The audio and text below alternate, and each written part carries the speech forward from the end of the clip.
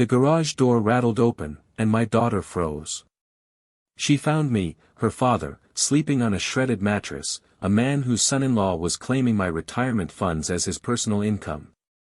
That was the instant my girl understood the truth, and the day I began to quietly orchestrate their undoing. Before I proceed, I would be so thankful if you would subscribe and share where you are listening from. The tales I tell are woven from the fabric of my own experiences, years of unspoken truths finally given a voice. Your encouragement means more than words can express. I had always imagined that growing older would usher in calmer mornings, not more solitary ones. In those days, my routine was a slow, familiar comfort. I would make my way to the kitchen, feeling the slight protest in my knees, set the kettle to boil, and observe the neighborhood stirring to life from my window. That window held special significance for me. It looked out onto the maple tree I planted the year I lost my wife. It always seemed to bloom a little too soon each spring, as if it couldn't bear to wait for the world to feel warm again. I would stand there, mug in hand, having silent conversations with her about ordinary things, the weather, what we needed from the store, small memories that keep a person's spirit alive long after they are gone. Life was uncomplicated back then. It wasn't thrilling or hectic, just simple. My pension was deposited on the first of each month, and I still preferred to pay my bills by hand. I kept the house tidy, not immaculate, but comfortably lived in. My other daughter, Sarah, used to poke fun at me for it. "Dad, you fold your towels like a soldier," she'd say. I would just laugh, because this was the same girl who used to make scrambled eggs with bits of shell mixed in. She was a force of nature growing up, always running late, speaking a mile a minute, and ending every hug with a heartfelt, "Love you, Dad. You're my rock." It's strange how time can alter people, often without any warning. I can still picture the day she and her husband, Mark, appeared on my doorstep with 2 suitcases each, their expressions etched with anxiety. They claimed they had lost their apartment due to a misunderstanding with their landlord and just needed a place to stay for a month or 2. Of course, I told them. This home is as much yours as it is mine, and in that moment, I truly believed it. I prepared the guest room myself, laundering the sheets twice and vacuuming corners that hadn't seen the light of day in ages. I wanted them to feel secure, I wanted her to feel like she was home. Mark was polite at first, offering a firm handshake and a careful smile that held just enough warmth to appear sincere. I figured he was just trying to make a good impression. You learn that age gives you no immunity from being wrong about a person's character. Those initial weeks were pleasant, though. Sarah humming in the kitchen, the sound of footsteps echoing down the hall, sharing dinner with someone at the table again. I had become accustomed to the silence of my evenings, and their presence seemed to soften the sharp edges of the house. I have to admit, it felt good to be needed once more. People often forget that older individuals once supported entire families. We were the ones who fixed broken things, taught life lessons, paid the bills, and held everything together through all the chaotic years. When life quiets down, you begin to wonder if any of that strength still holds any meaning. So, when Mark started offering to help with my finances, I didn't sense any danger. I saw it as him taking responsibility, as an effort to contribute. I saw a young man attempting to do the right thing. He presented me with a folder one evening, filled with neatly printed forms, highlighted sections, and sticky notes indicating where I needed to sign. He explained that he could streamline everything, that online banking was more secure, and that he could relieve me of the stress. Sarah supported him with that effortless smile she always had. "Dad, he's great with numbers. Let him help you. You don't have to do it all on your own," and I trusted her judgment more than my own. We sat at my old wooden dining table, the one with the faint stain from when she spilled grape juice as a child. I signed one page after another, convinced this was an act of kindness, that this was simply family looking out for family. For a time, life remained peaceful. The electricity stayed on, the bills were settled, and groceries magically appeared in the refrigerator. My pension was still being deposited, or so I assumed. Sarah would sometimes cook dinner, and Mark mowed the lawn a couple of times. They would laugh together in the evenings and have hushed conversations behind closed doors, saying they were making plans for their future. I eased back into a gentler pace of life, walking a little slower, speaking a little softer, and letting things be simple again. But tranquility can be a delicate thing. It often vanishes long before you notice it's gone. The first clue was subtle, the way Mark stopped knocking before entering my study, the way Sarah started saying, "Dad," as just a word, devoid of warmth, the way the mail would disappear before I had a chance to check it. Small things, tiny shifts, like shadows heralding a storm. I recall the last genuinely calm morning, the sunlight warm on my shoulder, coffee steaming in my mug, the maple tree rustling outside. I stood there thinking that perhaps I was finally easing into old age gracefully. If only I had known what was coming, I would have clutched that mug a little tighter, lingered in that moment a little longer, because that peace was about to be shattered. I didn't know it then, but that quiet was the last true peace I would experience for a very long time. Betrayal doesn't crash down like a thunderstorm. It seeps in slowly, as quiet as dust settling, until you wake up one day and find your entire world has been rearranged without your consent. The first tangible sign wasn't an argument or a slammed door. It was a bank statement. I remember that morning vividly. I sat at the kitchen table, the very same one where I once packed Sarah's school lunches, holding an envelope that felt unusually light. Something about it seemed off, as if a page were missing. I opened it cautiously. A knot formed in my stomach instantly. The balance in my account was drastically lower than it should have been. My pension had been deposited, but the funds were gone.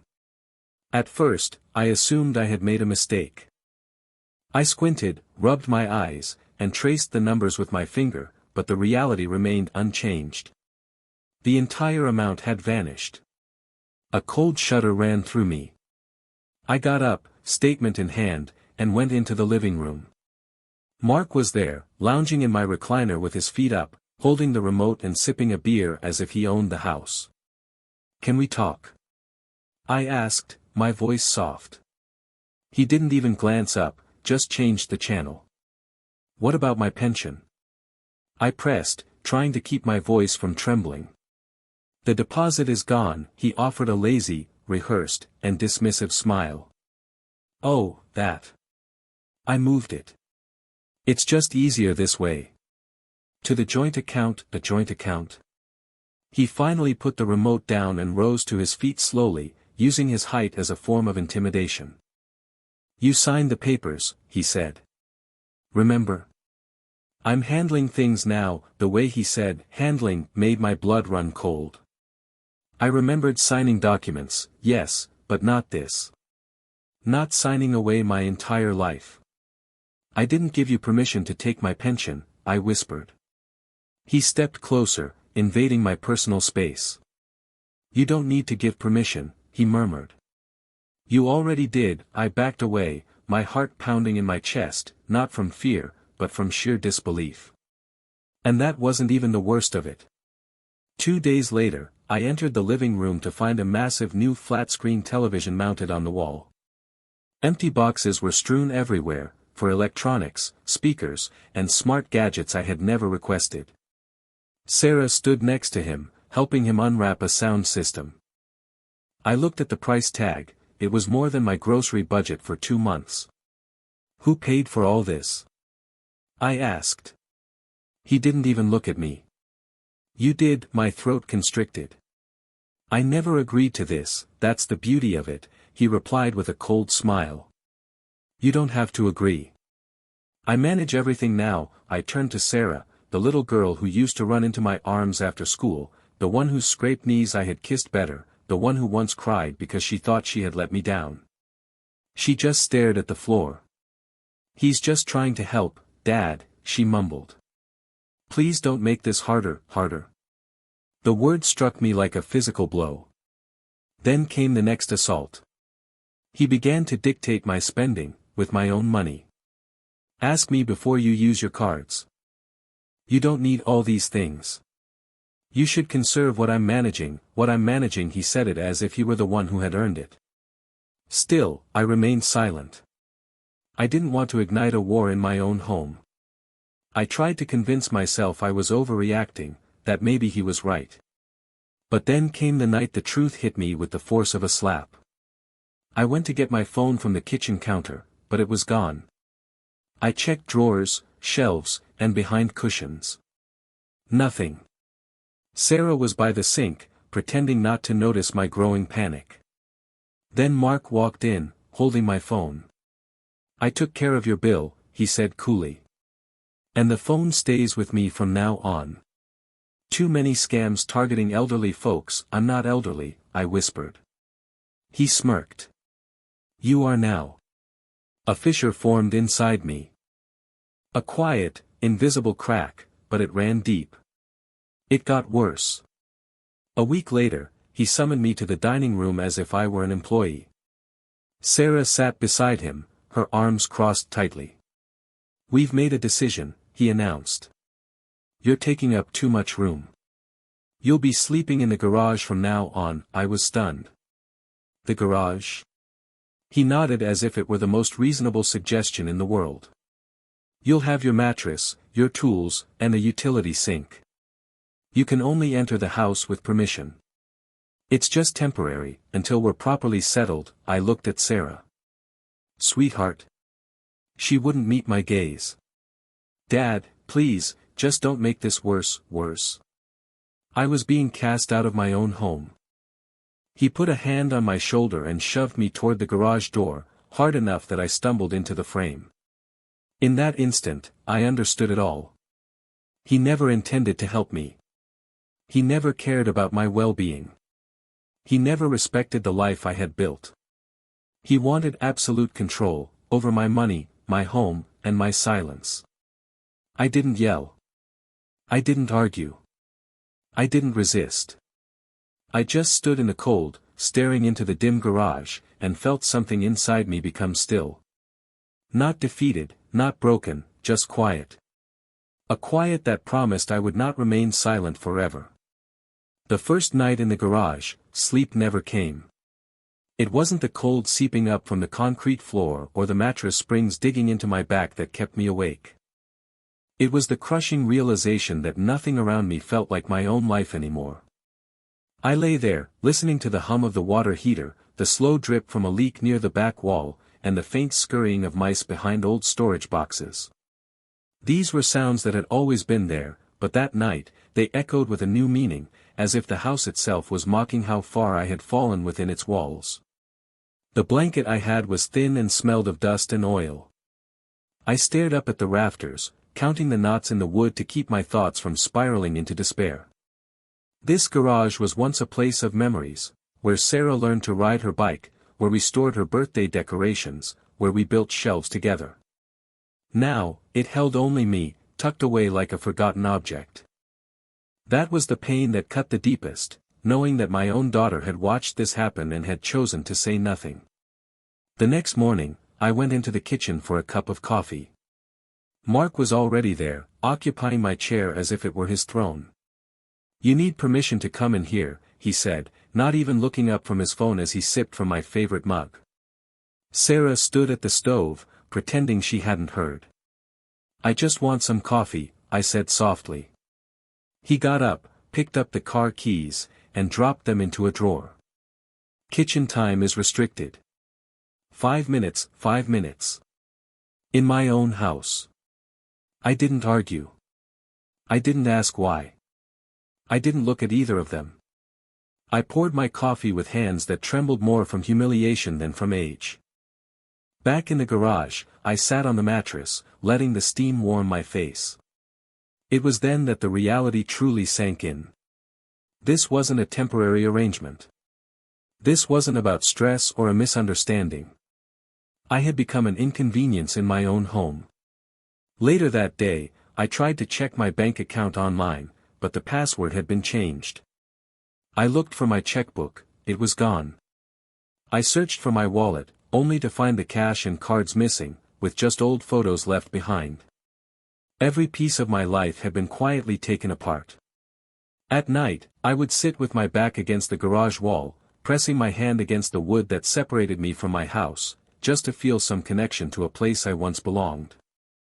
It's strange how loneliness can make you grasp for even a fragment of a memory. One evening, as I looked at the faded handprints Sarah had left on the wall as a little girl, tiny palms smeared with paint, I whispered into the darkness, "What happened to us?" The only answer was the steady drip of the leak in the corner. The days blurred into a monotonous cycle of cold mornings and even colder nights. I was given leftovers on a plate, shoved at me without any eye contact. My clothes started to go missing. My tools were rearranged. My every move was monitored. But beneath the exhaustion, a different kind of feeling began to grow. It wasn't rage or hatred, but a quiet, steady clarity. I realized they weren't making mistakes or overwhelmed. This was a deliberate, calculated campaign designed to diminish me until I was unrecognizable to myself. And that realization changed everything. A new ritual formed during those long, silent hours. Each morning, I would fold my blanket with meticulous, perfect corners. Each day, I wrote small notes on scraps of cardboard, dates, cruel words spoken, money that had disappeared, bruises, threats, meals I was denied.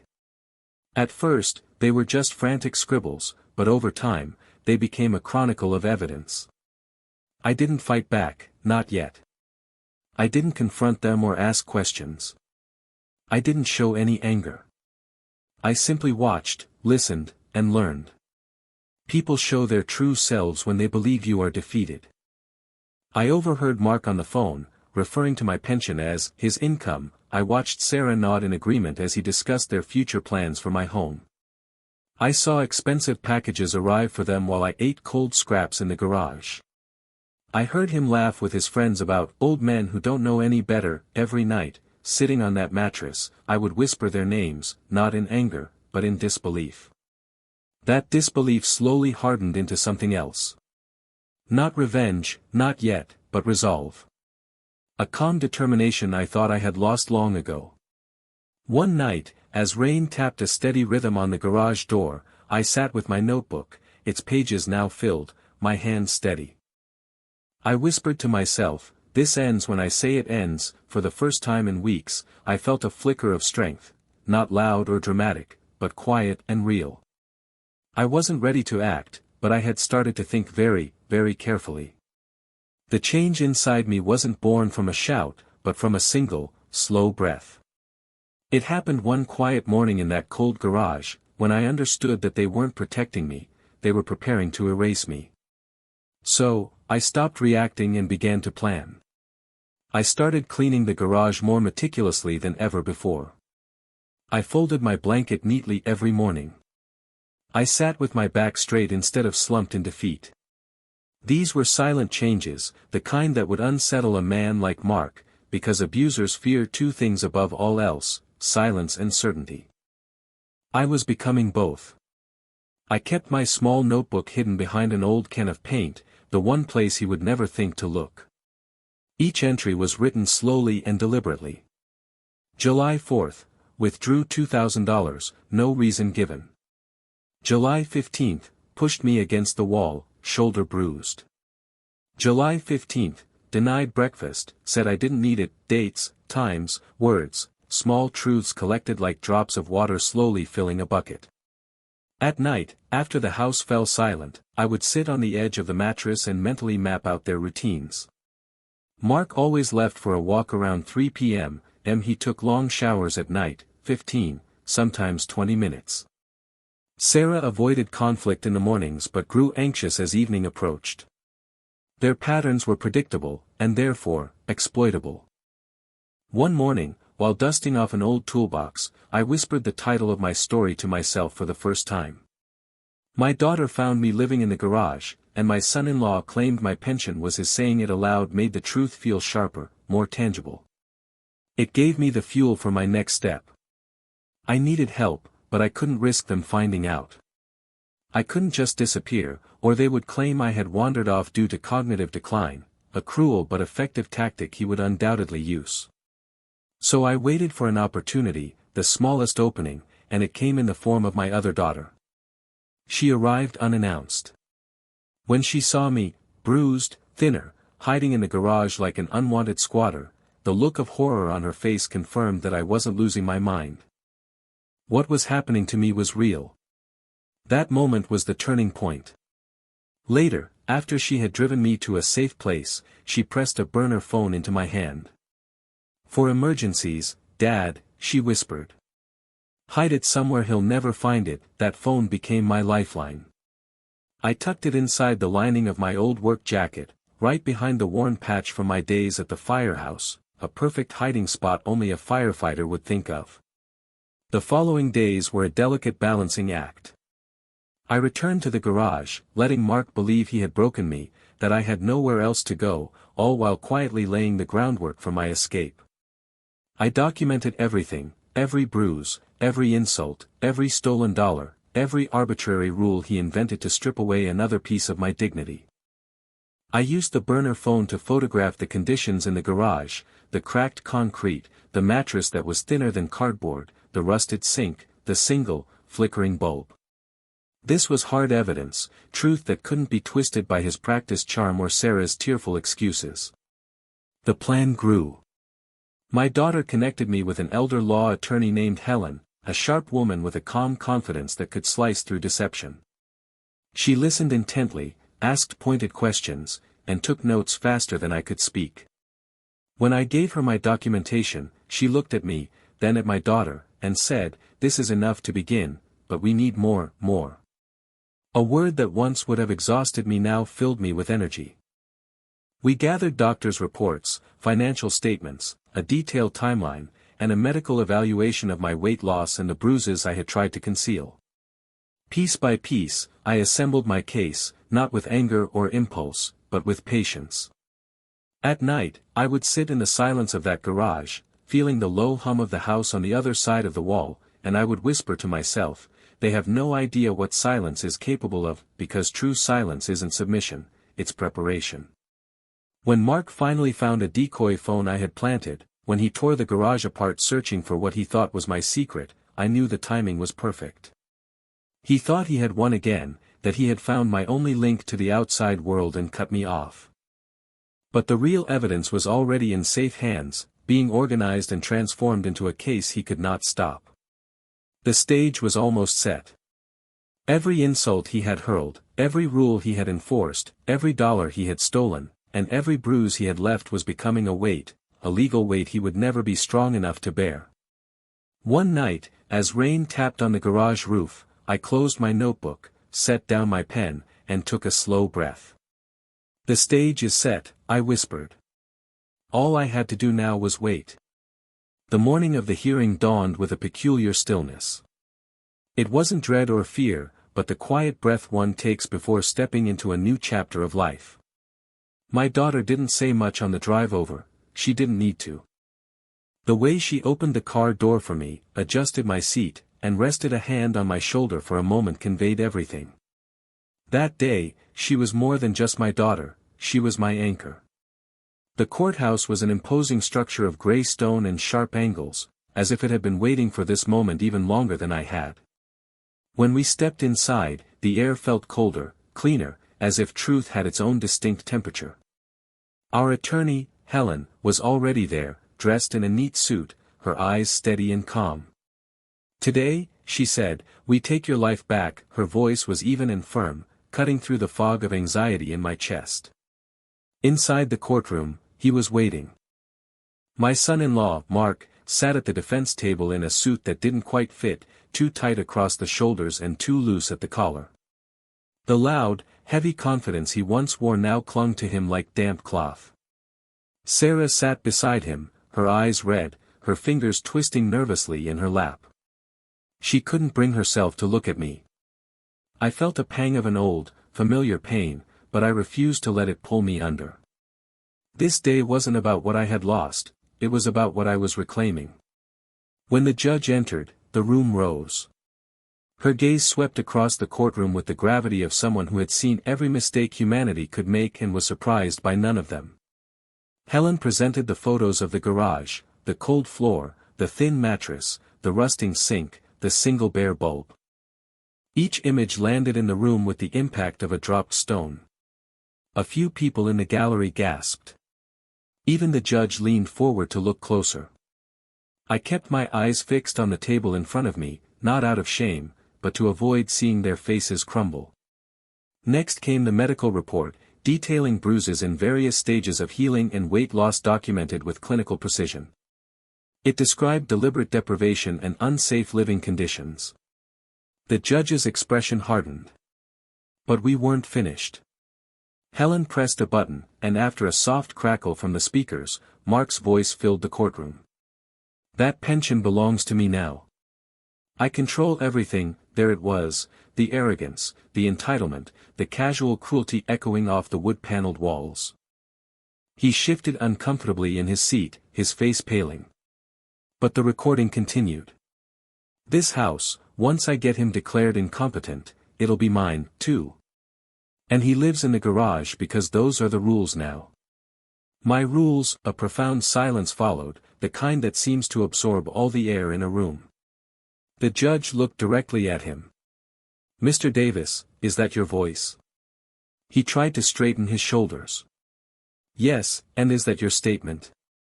A long pause. Yes, there were no excuses, no flowery words, just the stark truth landing with the finality of a gavel before the actual one fell. His lawyer made a half-hearted attempt to defend him, calling it a family misunderstanding and suggesting I preferred my independence. The judge was not convinced. When she finally spoke, her tone was as unyielding as stone.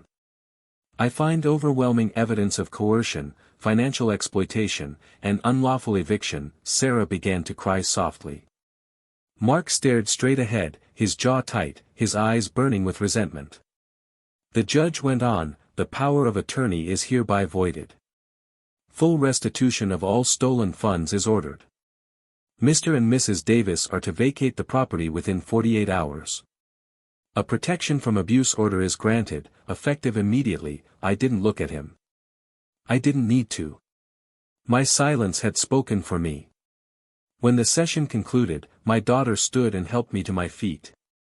My legs were trembling, not from weakness, but from the release of 3 months of pain, fear, and humiliation, all expelled from that courtroom in a single breath.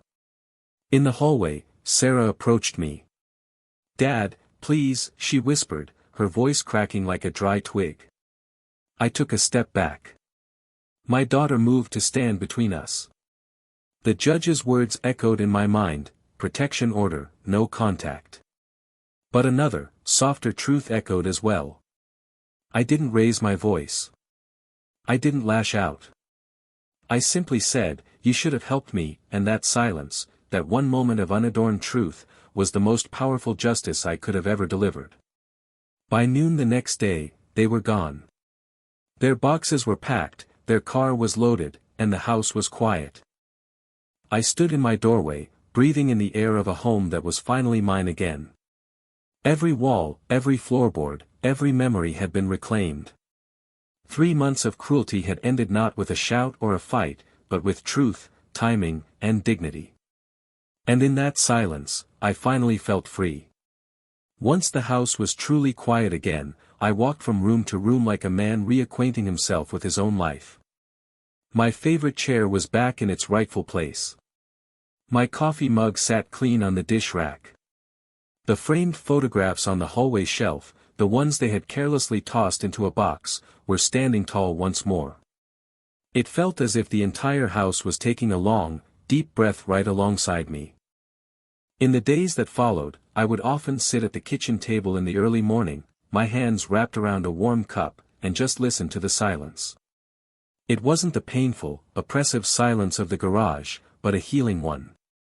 I spent a lot of time thinking about those months I spent out there, the cold nights, the daily humiliations, the rules Mark had created to make me feel small, and how easily Sarah had allowed it all to happen. For a long while, I carried those memories like sharp stones in my pocket. But over the weeks, their edges began to soften. Not because I was forgetting, but because I finally understood something vital. Respect doesn't disappear in an instant, it erodes piece by piece, until one day you open your eyes and see what little is left. When my daughter found me in that garage, shivering, hungry, and bruised, the first thing she said to me was, "This isn't who you are." She was right. And that one sentence became the thread I followed all the way back to myself. I don't hate Sarah. I don't even hate him. Hate requires energy, and I have earned my peace. But I do understand something now, on a much deeper level. When someone shows you how little they value you, you don't argue, you don't plead, and you certainly don't wait for them to change. You quietly, methodically, take your life back. That is the real core of my story. That is the truth behind the title. My daughter found me living in the garage while my son-in-law claimed my pension was his. But they overlooked something crucial. A man who has lived a full life, raised children, weathered hardships, and built a home does not lose his strength simply because others underestimate him. Age does not strip away dignity. Cruelty does not erase wisdom. And silence is not surrender. It is strategy. I sleep soundly now, not because I won a battle, but because I reclaimed what truly mattered, my home, my self-respect, and my voice. And that peace, that real, profound peace, is the greatest justice of all. If you found yourself in my situation, would you have done the same? Let me know in the comments. And please remember to subscribe for more stories shared from the heart.